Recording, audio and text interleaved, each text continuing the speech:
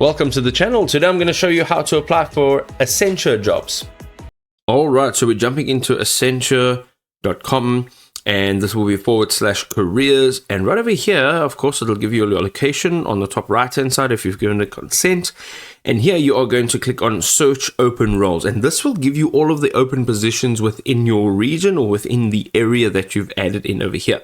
Alright, so if you would like to change your application, let's say you are looking for a remote position, then you can add that location in over here, and then you can add your areas of interest, your job type, your experience, and then you'll find all of the jobs that are appropriate to those filters. So, for example, here's a content creator position for TikTok and Meta.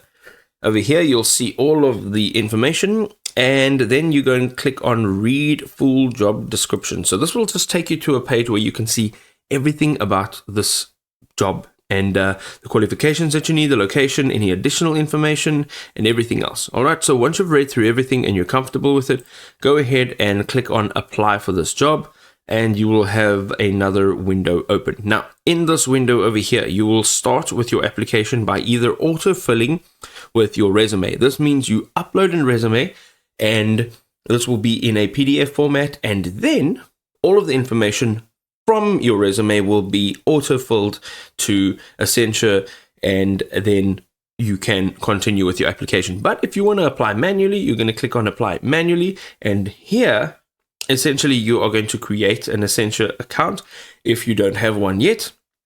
If you do, you can just sign in, and then you're going to add in your information.